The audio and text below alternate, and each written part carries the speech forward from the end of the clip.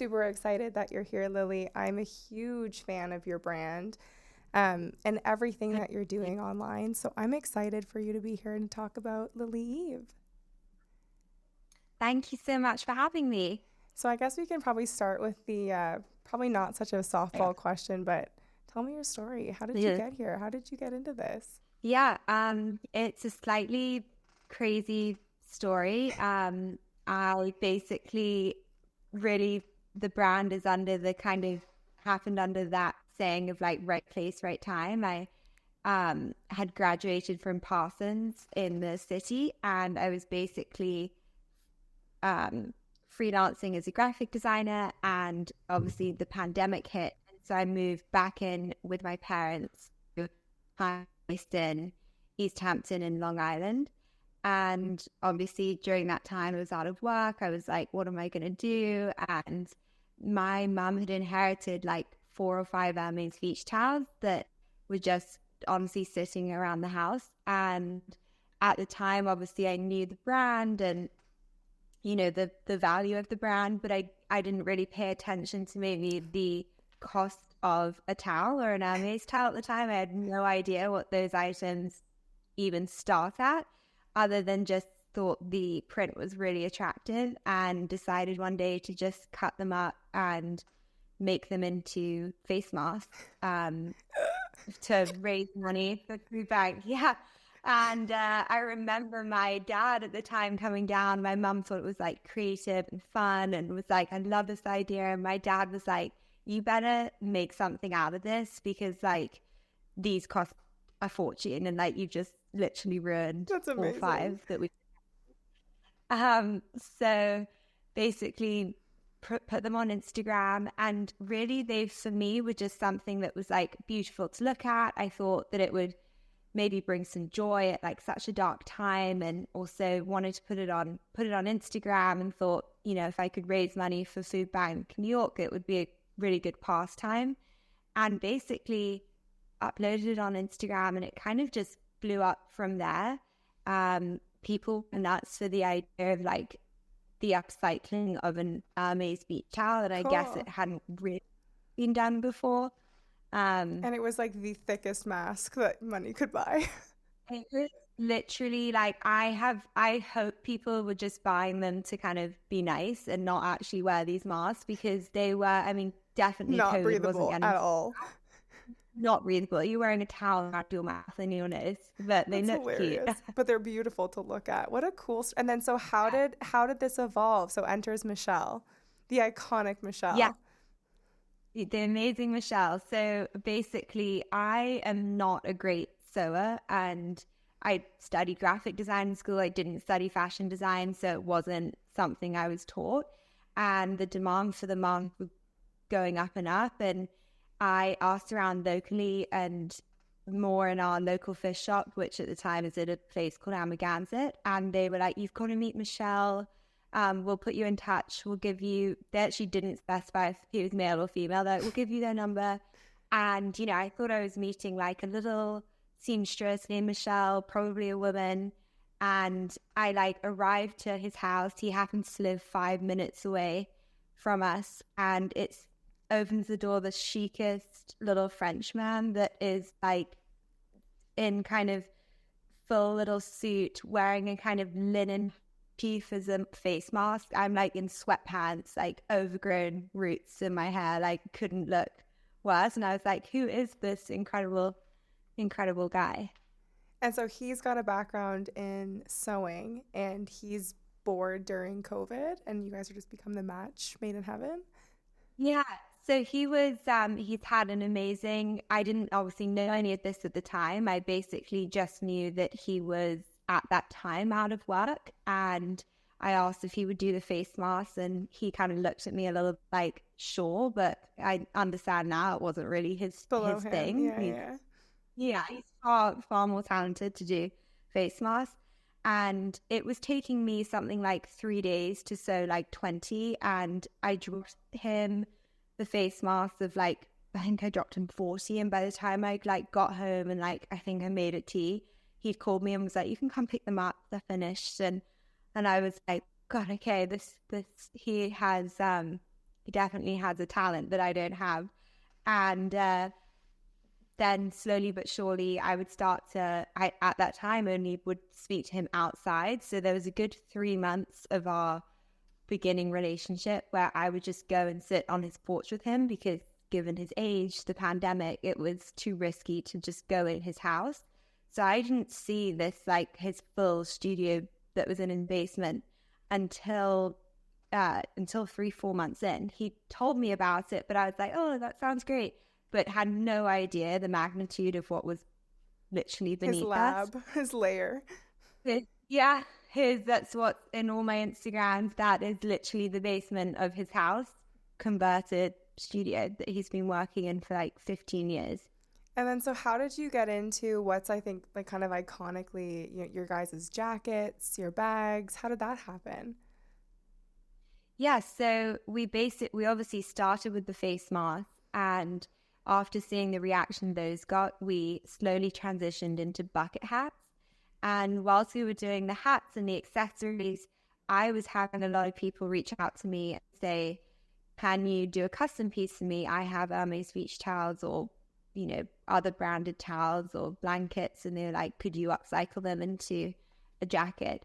And in doing that, it allowed us to test that market without fully launching it. So it was a really helpful tool to just see if this was something that would sell and was needed. And of course, given that I was positioned at the time in the Hamptons, it's got that luxury clientele Totally. that spread organically through word of mouth. They'd wear the jackets out and I'd get more people reach out from there. And so back into, originally we just did little towel jackets. I would quite literally go to like Kmart and buy bath towels and then use whatever we'd had left from the masks or the bucket hats and make like little trimmings around the jacket. And then again, just testing the water.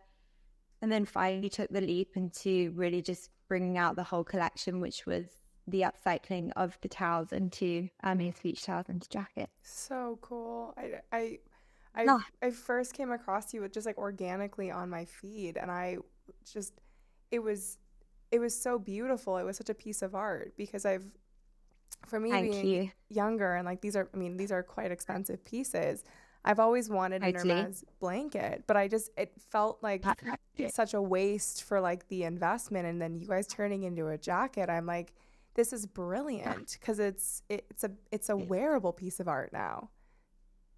Yeah, no, I always did it as sort of the brand element, and it being resale Hermes or vintage Hermes obviously has a huge pull. But to me, at least, and to Michelle, we were just drawn to the prints. That They're was what we were stunning. like, oh my God, so stunning. And how can someone use this as like to dry their body? Like, I it's got to be a agree. jacket. Like, I think that's what's the coolest part about your brand is I didn't even know Hermes made these like vintage towels, but they're Right. so beautiful. Like, they're pieces of art. Like, Yeah.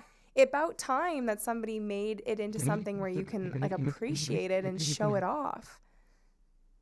No, totally. I mean, I'm glad you think that. A lot of, luckily, a lot of people also do, but the towels for sure, a lot of people weren't aware that they had this like cult following. But the more I dived into it, they've been making them for years, and they, have freelance artists each time. Cool. The work that goes into them is incredible. I guess you've probably, so since you not really, I guess, knowing these fabulous towels you had in the house, you've learned quite a bit now about the Hermes brand, I could assume. Yes, no, of course. I've learned a lot about a lot about the brand, a lot about the cost of material, and I mean, I didn't know how many towels, blankets I've looked at / we've cut up. So really, very, much more aware of everything now. What was the most interesting thing that you've learned, whether it's like the quality of material or about the brand? Yeah, I think it's the craftsmanship that goes into each piece. Like, for example, Hermes, their threads that they use to just put these items together, they have their own colors. They have, obviously, the Hermes orange is signature to Yeah. them. It's a surf orange. You can't match it. just the fact that some of the towels, if they were like 40, I think it was, if they're 40 years old, they don't have the orange backing, they have a white backing, and the more recent ones have then been printed orange. And obviously these are all silk screen printed per item, and that in itself is just incredible, and a huge amount of craftsmanship and work that would, I think, find the Hermes brand to be so fascinating because there's just such a mystique and an allure to it that is yeah maintains its value. And it's so cool with what you're doing because you're upcycling, right? Like you're making a secondary purpose for something that's vintage. But to me, it's such an intelligent way to use a piece of art from a brand that would otherwise get kind of ignored or forgotten. Like, to me, I would really like, I look forward to investing in a Lily Eve jacket because it's something that I can hold on to and be proud of in like a Birkin, like you kind of wear it as like a badge. Like it's it's a piece of art that you guys have created. Well, thank you. We definitely, we love making them. And I think that, to your point, the, fun and uniqueness is that this isn't something we're looking to scale. This isn't something that, although it might annoy customers at times because they quite literally, if it sells, can't get it back. It has then that like real luxury element, but also tying in the sustainability. And I feel like nowadays it's hard to find both that luxury element and the sustainability. And as far as I've always been concerned, if you're going to pay that price point, you should be given a bit of an element of like, this is truly yours, or this is like bespoke to you. Why not? Why not? And I think it's probably also worth too, you talk like really explaining like how do you even get the materials? How do you find your blankets and towels? Like it's a big part of your day. It's a huge part of my day. I feel like I often now, at least, am having a lot more phone calls, and people are like, can we speak to this department, or can we speak to shipping? And I'm like, you're looking at it. I'm like buying, sourcing, shipping, and and for one person team, obviously I have Michelle, but he's obviously not shipping and sourcing. In regards to the sourcing, it took me, a good year to basically build up like trusted networks. Of course, all of the resale sites I'm on pretty well anytime I can look at my phone. But I've managed to get a few contacts within Europe, date sales for me. And of course, there's a level of it has to be authenticated. So you have to make sure that that's something that gets checked. And so the sourcing is a huge part, and the sourcing, and, there's not quantity. So that's the reason for when people are like, why didn't you have more? I'm like, Google Hermes beach towel for sale. Like there's really not that much out there. Literally that crazy. Like you're literally getting this towel from like an estate sale, and like you're making, like it's a piece of art. Right. No, sometimes it can be, and a lot of people feel the same way even before they've been made into jackets. Obviously people have been collecting Hermes products. They feel that way about the brand to begin with. So, the silk scarves, for example, have a real cult following, and often I'll buy collections off people. They'll have been collecting like a kind of 200 scarves, and I'll buy it off them if they're ready to part with them. And of course, like what we're doing. And that's such a brilliant concept. Like for a brand to have created like so much value in a towel or in a scarf just shows you like how brilliant of a brand and the strategy that Hermes has employed, which I guess is also was the biggest question I got on Instagram when I put that you were coming on was, do you plan to upcycle other brands? Is there a plan for that, or is it Hermes is Lily Eve? I mean, so we've like dabbled in a few other brands. We do have, I think we have 2 upcycled Gucci blankets on my website currently. And the reason why we're predominantly Hermes, it of course is because we adore the brand, but it's also down quality of material. Yeah. And when we're looking, if we're wanting to stay in the category of towels and blankets, I at least feel that, because these towels, blankets are arguably the same price as what the Hermes resale prices are. So my price point, regardless for retail, is going to be high. I've always tried to be transparent about our pricing. It's, to me at least, it's obvious how we got to our pricing based on what the material costs. Yeah.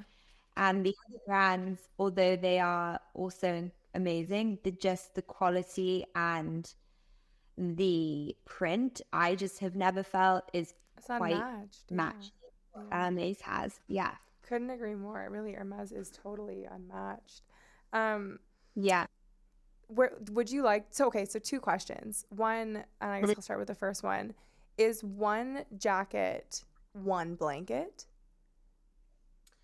So it depends on the blanket. So basically, Hermes seems to do 3 sizes of blankets. You have the baby blanket, which are designed for baby gifts. You have the kind of medium, well, at least that's how I call it, a medium blanket. Then they do a large blanket. So baby blanket, medium blanket, it's one jacket per blanket. And then the large blankets, which we don't often work with just due to the price point, it's 1.5 jackets. So we, in other words, the second jacket, we're able to get a body, but we will then have to source different sleeve. Interesting. And when you do the long jackets, is that the big blanket? Yeah, exactly. That's a large blanket. And those are the hardest to also find, or they're just the most expensive? They're just the most expensive. So it's we do it for the long coats because obviously we charge our highest price point is for the long coats, but it's not something we're making as much in quantity just because of the price point. Yeah, honestly. That's totally fair. And so my next question would be is what have you guys thought of anything like another line cereal or product that would come out of the Hermes blankets or towels? I mean, we're currently working on, we've had a lot of men reach out and ask for some products for them. So we are looking into if we could do something in that realm. Cool. I think what we love about what I've always tried to stay true to Lily Eve is that I don't want to overwhelm people with all these different styles. I feel like the patterns and the prints speak for themselves, and we have to make sure we design jackets and coats that lend to the patterns and the prints. So if you get too complicated, you'll lose the beauty of the print. True. So it's a hard one, but I think men, and we're also trying to see if we can do some larger sizes. I think the men's jacket, like the same concept, but for men, would be absolutely gorgeous. And I would love to see Michelle in one, like a full suit. Oh my God. Yeah, for sure. He'd be the first person I'd be modeling it on. That'd be amazing. So Michelle's background, like, was he just a seamstress his whole life? Like, what was his story? Yeah, so he grew up in Quebec, Canada, and his mother actually owned a fabric store when he was younger. And I've tried to press him on it, like, did you get taught this? Like, how did you learn? And he's like, it's so strange. I just was basically born with it. Like, he clearly just very much from a young age hooked to just sewing. I think he must have watched his mother sew. But at that time, it was obviously a very different time. It wasn't that popular in his household to be wanting to be a seamster or a designer. But he was also making all of the drag queen costumes for his town in Quebec, because apparently it was a drag queen community, which I think is incredible. And by doing that, mainly for them, he was able to raise enough money to buy a plane ticket to Paris, and that's how he got to Europe, because he wanted to go and study fashion. Okay, so I have so many. How old is Michelle? He's 90. So 70 years ago, he was creating the drag queen costumes?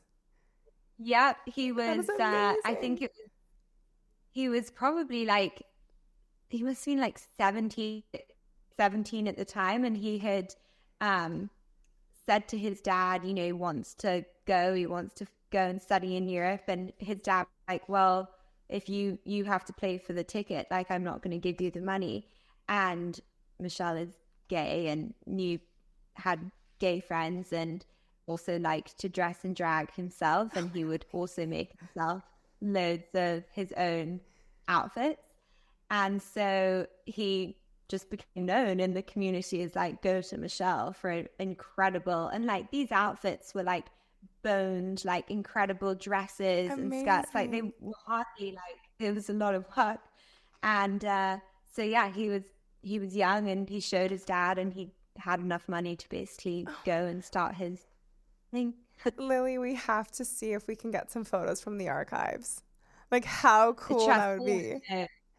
I keep saying, he's told me that there's a picture of him like dressed, he went to like a ball, but he went in drag. And I was like, I know you have these pictures somewhere. And I just, yeah, so I'm working on it. But we're dying for it. That is amazing. Okay, so then he went to Paris and then what? So he went to Paris and he basically managed to get his way into a famous Parisian, I don't think he's French couture designer called Jacques Fat. I think I'm pronouncing it correctly. And again, just was trying to like learn the trade and got his way into the door and basically was like the assistant on hand. So he was able to be in the studio. He'd watch how the atelier worked. And I think he was there for a good 2 years before then traveling to London. Wow. And then he was in London and he's been in fashion his whole life? His whole life. In London, I think he worked in a department store, but he also loves traveling. So he wanted to explore the world. London, he had a different job. But then when he got to New York, he basically set up his own studio downtown. And he didn't actually brand his company, but he basically made a lot of men's swimwear and would sell to Serendipity. He sold to Barney's and a lot of these like boutique stores on the Upper East Side and in the West Village, and went on from there until he met his partner, a man called Wayne Young, who was also a graphic designer. That's awesome. And is Wayne still with us?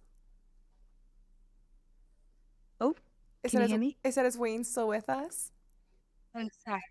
No, unfortunately, Wayne passed about 15 years ago. Oh, so and it was the love of his life. They were together. Love of his life. They were together. God, my maths is so bad, but I think they were together like over 30 years. And when they met, Wayne was working at Time and Life, as a graphic designer. And when they first were together, they decided to take a weekend trip to East Hampton. And at the time, again, like the Hamptons wasn't what it is today or nowhere even close. And his partner Wayne was like, I think we should just open a store here and you should just sell your things here instead of the city. Like, stop doing wholesale. Let's do it direct. And according to Michelle, they moved within the next week and they had their women's wear store for 32 years. And it was a huge success and they ran it together. But I think we should create a movie. This is going to be like the Lily Eve movie. I know. No, I keep saying to him, you've got to write this down, or I find myself writing it down. And God. His life is, and it was incredible. So he's really a special person. I'm so glad you guys got to connect it. And you guys are now quite close, right? Yes, we're very close. I mean, I see him every day and speak to him twice a day. And I mean, he's not to be cheesy, but he is family at this point. I've been so lucky to have someone like him in my life that's a mentor, a teacher, just everything. And to be able to then work alongside him is just like, dream job. I bet. That's what I think so many of your followers probably think when they first see is that you guys have such a special bond. I thought you guys were like he was your grandfather. And I think probably a lot of people think that too. But it wasn't just because of age difference. It's because you guys really, like, you can tell there's such a love and respect for each other. No, for sure. I mean, I get asked all the time that if he's my dad, grandpa, and I'm like, nope, he's a really good friend. Do you want me to stop the noise? Is the background noise okay? We could probably grab Buddy into the scene. I think Buddy would probably get us some extra clicks. Not nothing. Buddy! Oh my God. What, did he make an absolute mess? He just has so many toys, and that is Buddy, welcome. Very, very cute. But yeah, running a business and getting a puppy, I didn't quite think about it, but it's interesting. I guess we could probably grab her. Yeah, I'll sure you could grab her. But they're gonna grab my puppy so that Buddy and Money can. Oh, what's your puppy? Money Penny. Money. Cute. I know. After James Bond. After James Bond, she's the brains behind the operation. She's a flirty little thing. Oh my! Oh, boy and girl, Buddy and I know. Money Penny. We could have like be Lady and the Tramp story. Yeah, because she's so everyone the minute I got a dog was like, so when are you designing dog clothes? I was like, probably soon. Could you imagine that? The Hermes dog line by Lulu Leave. It would be, yeah, it'd be next level. And so, yeah, when did you realize, outside of kind of the masks doing well, that you were really onto something? Because you guys are sold in really like the biggest department stores, right? Yeah, so I would say it really took off. What are we now? 2024. Really, the end of 2022, the end of the year. We basically had cute. Hello. Oh my! Back. We're doing some podcast dating dog setup. Hey, honey. Hi, Buddy. Will you date? That's I know. We know. Ooh. She seems much better behaved than Buddy. Oh, it Buddy depends on the moment. Okay, so it was in 2022. Yeah, so 2022 was really when I basically was the one that started to reach out to wholesalers. I have always promoted what we were doing on Instagram, and, you know, the audience was there in terms of, and the customer was there from what we were seeing on our website. And I just wanted to test the waters in wholesale, but I always had a vision of aiming towards these quite luxury wholesalers. I didn't want to like start low. I wanted to try and go straight to the top. Yeah. And initially aimed to be sold at the Webster, and I just loved the creation of their shops, and I thought that the Webster, it's a cool store. Yeah, I thought it would go well with their aesthetic. Totally. And I must have bugged the buyer like 15 times. Like I must have DM'd, emailed, like I was just like, please, please, please, please, please. Like, can you try a few? And they were so lovely. Eventually got a call with them and started in their South Beach location. And again, given the toweling nature of the brand of the towels, yeah, it made total sense. And we went from South Beach to then a Palm Beach pop-up, and really just took off from there. And now you're in Bergdorf's. Are you in Harrods? Yeah. That's a big deal. No, I'm not in Harrods. I wish that would be a bucket list. Harrods or Selfridges. Bergdorf was the most pinch me moment ever. And Michelle actually worked right before I met him, was working with a designer that was sold at Bergdorf. So it was nice for that to come full circle. Yeah. That is a pinch me moment. That's so your bucket list, or like where like your dream spot would be Harrods or Selfridges. I think my bucket list goal originally, just because I live in New York, was Bergdorf Goodman. So for that to, and still is, I mean, it's surreal to be able to sell that. And it is, yeah, I find myself going in and just like correcting the hangers still, and like doing the name tags. They have no idea who I am, and I'm just like going, and they must just think, oh, this girl never buys. Like, I don't know what they think of me, but whatever. That's amazing. Yeah. That's awesome. So, okay, so we got to get people to tag Harrods because I feel like you'd be perfect in Harrods and Selfridges. I mean, that to me is a no-brainer. Who would be your like dream person to be seen in Lily Eve? Let's manifest I mean, it. everyone, that's hard. That's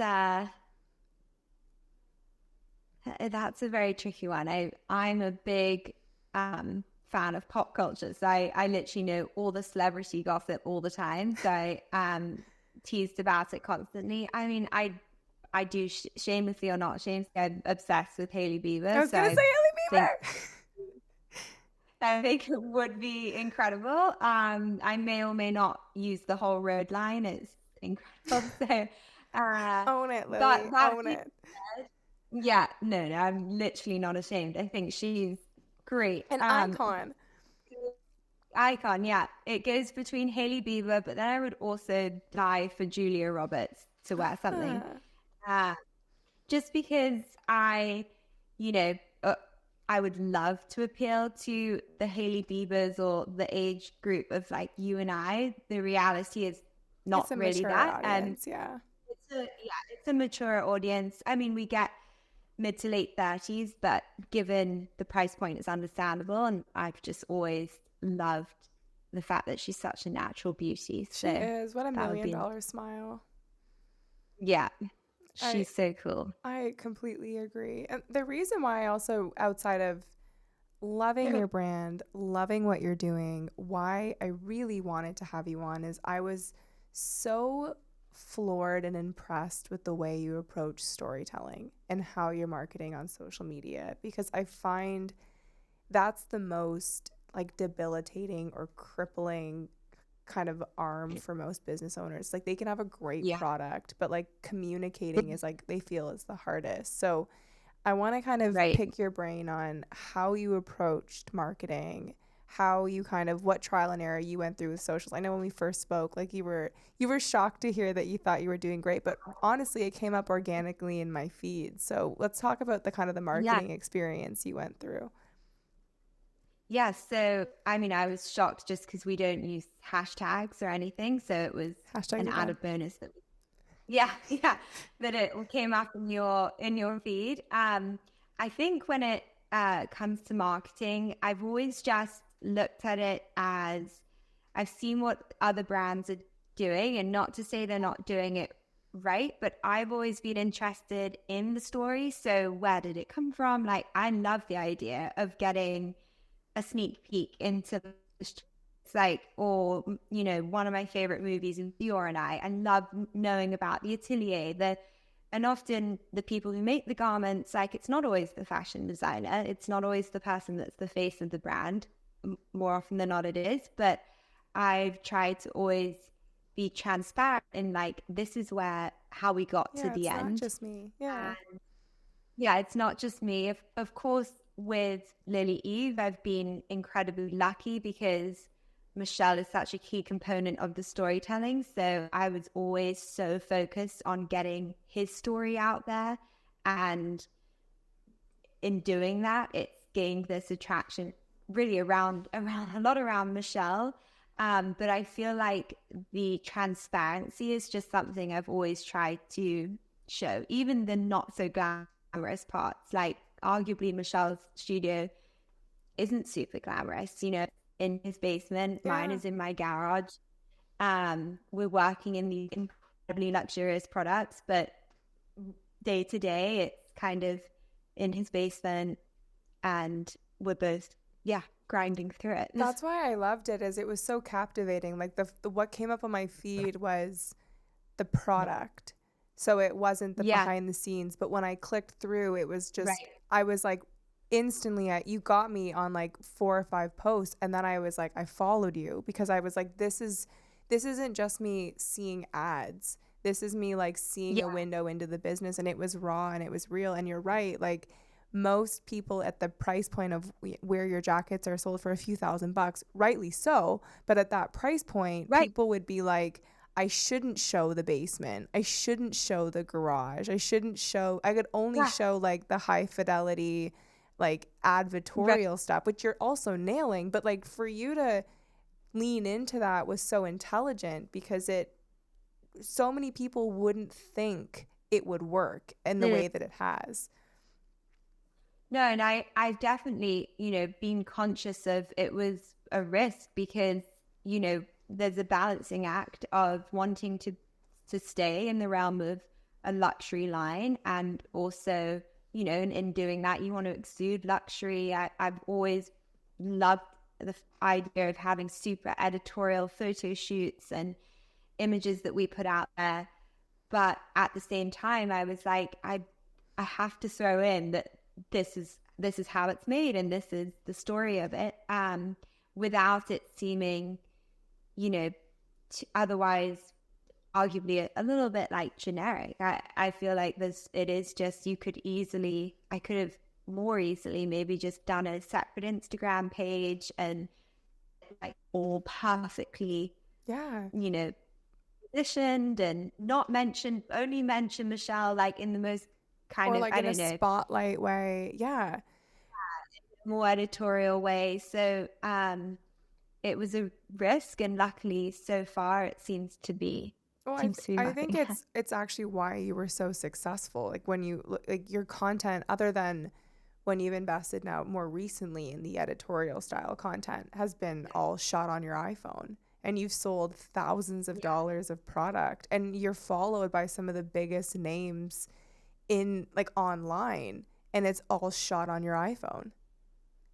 I know. I mean, even you saying it, it sounds so great. It's so surreal to me because, as you said, it is, and it still is to this day. Yes, I invest in photo shoots now, and I like to put forward that editorial lookbook and image. But when it comes down to it, with those jackets, again, I've just tried to have a simple and cost-effective approach. I would be lying if I didn't say there was that element tied into it. I started this business, yes, with my four parents' Hermes beach towels. That was obviously it, and that launched me. But it costs a lot of money to hire models. I make each jacket's one of a kind. I couldn't hire a model per jacket per SKU. I mean, I'd be out of business. It would be Literally. insane.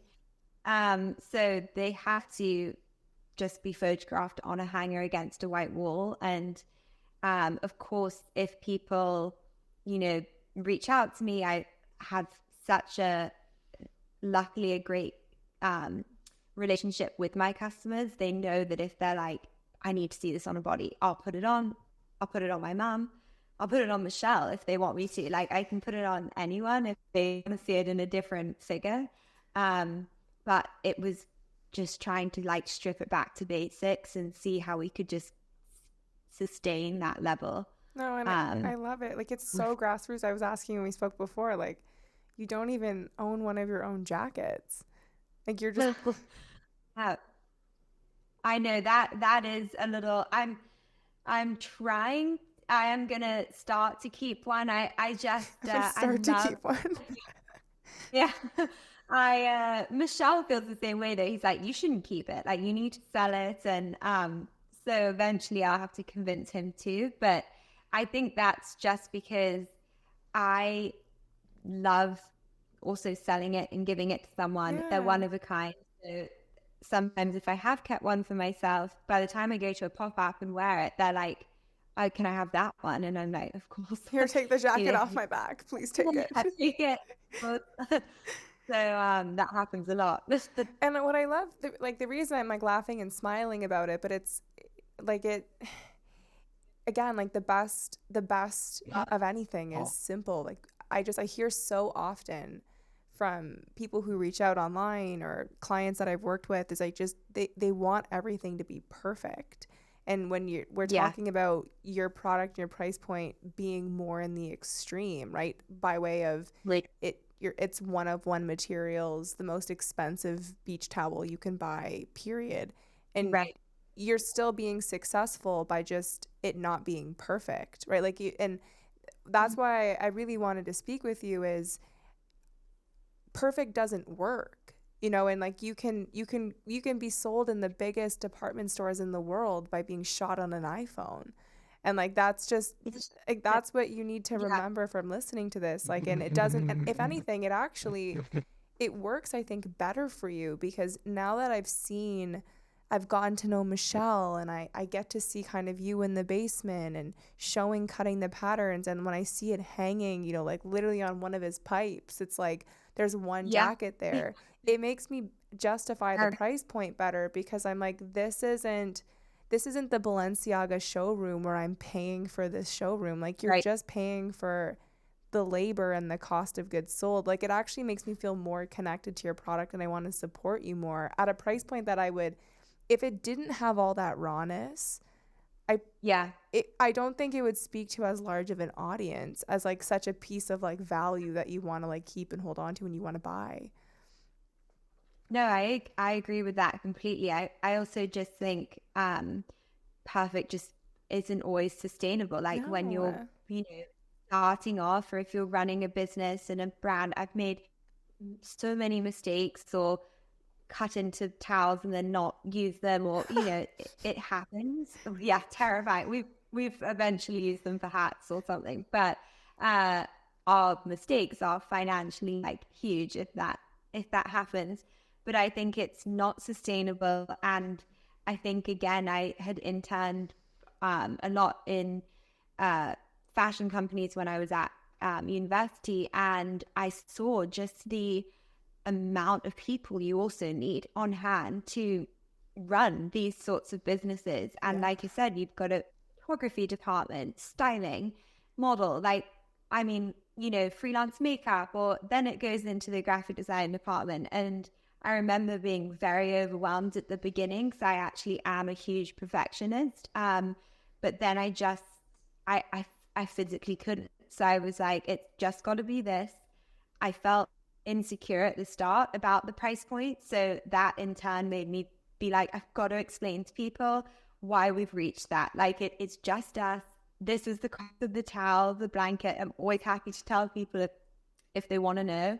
And, the like livelihood of Michelle and I. So that was Yeah. how it began. No, and it's just you're such an inspiration for people to look up to, like, to not make excuses. Like, everyone is always so quick to say that they can't get into, whether it's luxury or whether it's just like starting their own line or doing something that's new. But like, if your product is good and you just invest in the story, the Yeah. market will let you know. Like, you don't need huge budgets. Like, you need a good No. product, you need a good story, and you Yeah. need to communicate it in a consistent way. And that's really what you've done. Like, if you break down what makes a great brand, that's what your socials are. Yeah, no, and I think you also have to be willing to put in the hours to communicate with the customer as well. Yeah, That's a huge huge. part of what I do. And, again, when you're, or really whatever price point you're charging, it doesn't always have to be luxury price point. People want to feel comfortable about where they're about to invest their money. And if that means they have to ask me 10 questions or 2 questions, I'm available to answer them. And I think, again, that's something that you don't really get, that bespokeness or that No, one-on-one time. no. And I laugh sometimes because I have a Shopify website and I've installed like the chat box or whatever. So when you go on my website, you can chat. And I didn't quite think it through that if people chat, it comes to my phone. Like, so they'll just be chatting to me, which it's just time management. Sometimes I'm in the car and I can't like Totally. respond to Yeah. people quick. And they're like, they always think they're speaking to a kind of robot, and I like will respond and then say, thanks, Lily. And they're like, Lily, like, This is I crazy. had no idea that, not that they think I'm that big a deal, but I just, again, think even that shocked that like it's a person speaking to them. It's not a bot. No, it's not about it's Lily London. It's Yeah. it's me. My Hotmail email. Yeah, exactly. I That, love and you it. know what? That got me into bug. I wholesaled through that email account. I It's mean, there's no going amazing. back now. I love your You can story. start with Hotmail. It's amazing. My Hotmail was Green Day Girl 58. It's I mean, it's that's better than Lily I London. don't think I've it is. got, I don't think I it don't is. know. I think yours could translate into a brand now. 58 means nothing to me, and Oh, yeah. No, maybe it's a little different. that's hilarious. What was your first investment in marketing? It was probably my first big photo shoot because luckily, obviously, my background was in graphic design, so I've been able as well to do everything myself in terms of packaging and hang tags and cards. But I did a Lily Eve shoot in LA, had 2 models, hired girls that I actually knew from a previous when I was working at a company called Bandier. They helped It's me just a put it all small company together. called Bandier. Bandier, yeah, not a small company. Um, and so they helped me put this whole shoot together. And I remember thinking like, oh my God, this is terrifying because you have to invest a lot in it. And it was a great day and we had the best time. And again, those images really helped our social media. Although I would say, and I do always learn this slightly the hard way, I love putting on the shoots. I love showing that lookbook editorial image, and we've got new ones coming out soon. Nothing does better than a picture of Michelle in his basement. Yep. Nothing Nothing does gets better. more engagement. Nothing goes viral like Michelle in his basement, honestly. No, and that's that is like really the core takeaway of like I think marketing right now is like why TikTok has done so well. Like we want the raw, we want the real. Like Right. the polished business is dead. Like we want to follow the business owner, and that's why it's so cool that Lily Leave is like also your Instagram. You know, like putting like even it was so cool to follow along with your wedding. I was like, oh my God, that's so awesome! Like love to see her wedding. It was so Yeah. cool. Like because you fall in love with you and you are your brand, and like that is Right. that is 2024 marketing in a nutshell. Is like we're sick of the high fidelity over polished. We want the raw and the real. And I think you can still have both. I again, Yeah. like the Instagram choice was just because I don't need to. Do you know what Yeah. it was like? I already have a feed. I have a following here. I may as well build momentum on that. And if I throw in the odd personal pic, it's fine. You know, I wanted to post a picture of my wedding. And also I think a lot of the time I actually don't post myself that much on my Instagram. And so people tend to think it's just Michelle. So I sometimes now have to be a bit more forefront.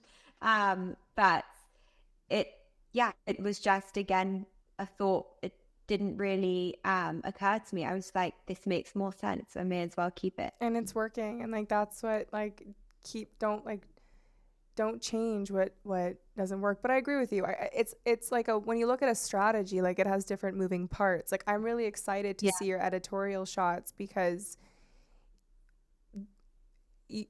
your brand is still luxury. Like I think what's selling and what's bringing me in was the behind the scenes, but what's gonna like really convert me and for me to feel like it's a prestigious enough brand to tell my friends are the signalings of those but I may not like it. Like you may not get the physical like or the physical comment because to me it seems more like an ad, but it contributes to what you think of as the brand, which is still a luxury good.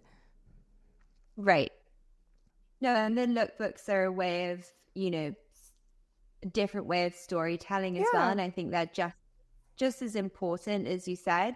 And, they then live on the website. They live on hang tags. But in the recent shoot, Michelle's in the shoot. So there's going to be pictures of him. he was present, and so we're trying to bring that in. And there's also a balance to not feeling not trying to be too cheesy, because, you know, obviously Michelle's age, my age, I don't ever want to like keep pushing it in people's faces. I want it to seem like, no, we may be cute and it's a cute relationship and he's super cute, Michelle, but we're serious about this. Like, we want to be as a luxury big brand, and well, not big, just a known brand, established. So No, I agree with you, and I think you're doing that perfectly. I just would really love to see Michelle on RuPaul's Drag Race. I think he'd be a fantastic judge. Now that I know the story, could you die? He would die for that. He watches the Drew Barrymore show every morning, and he like every single day will come. I will see him in the studio. He's like blasting classical music, and he's like, "Did you watch Drew this morning? Like, this person's outfit, this person's outfit." Can and you I'm like, believe it? Oh my God, I love it. yeah, I can't take him. Like, we do go, obviously we go out sometimes, and I had to stop bringing him to pop-ups because when I would do them in the Hamptons, I would bring him, and I was like, people will love it. They would love to meet you. Like, and I'm awful at pop-ups. I find it so hard to sell your own thing. So I was like, please come. And then I realized potentially with his age, he's not totally aware of the current time we live in. And if someone put on something, he'd be like, that's not. And then I was like, okay, this is the last pop-up. I disagree. I think you got to do more of it. Like, it's kind of soup Nazi-esque, but like, that's what sells. Yeah. People love it. That's amazing. That's brutal. That's amazing. Okay, so we really got to get him on the show. That's got it. So coming out of this, Hailey Bieber's wearing Lily Eve. We're getting Lily Eve into Harrods and Selfridges, and Green. We need to get Michelle a movie. 1,000, a movie, a TV show, or just, to be honest, just being on the Drew Barrymore show. He loves Drew Barrymore. So that would be amazing, cool. And I was not expecting that turn of events at all. That is so awesome. No, yeah, it really is. Oh, I think that's probably the easiest of them all, to get him on the Drew Barrymore show. I don't know if it's that big. Is there that big? I didn't even know she had a TV show. I didn't either, but he's a huge fan. So I love Drew Barrymore. He's a big fan. That's amazing. That is amazing. Well, have you read I always like to end off with kind of a good book recommendation. Have you read a good book or watched a good movie recently that you'd recommend to the listeners? Let me see a good movie. I'm like, it's one of those things where then you completely blank on anything you ever read. I read and loved the book. I love anything Sally Rooney, so I loved Normal People. And then I was obsessed with the TV show as well. Oh, and the TV show is good. It's amazing. I think it does justice to the book. When do you ever hear that? So it must be then a great recommendation. Yeah. I mean, I loved it, but it's great. That was awesome. Well, I so loved having you on, Lily. You were fantastic. I've got high hopes for the outcome of this. We're getting some things done. Drew, listen to this. Have Michelle on the show. Make his life complete. Let Michelle know that I get things done, and I'm gunning for this. You're gonna kill me for for mentioning that, but oh my God, it was worth it. That was awesome. Well, thanks so much for coming on, Lily. Thank you. Oh, and I guess before we wrap up, where can people find you? So they can find me on our website is lilyeve.store, and that's lilyeve.store. Cool. And then my Instagram handle is lily.eve.store. Cool. Awesome. And if you see something that you love, you got to get it right away because it's a one of one. They do sell quickly, so come after me if you can't get another one. That's awesome. Well, thanks so much again for coming on. This was such a great podcast, Lily. This was fantastic. Thanks so much.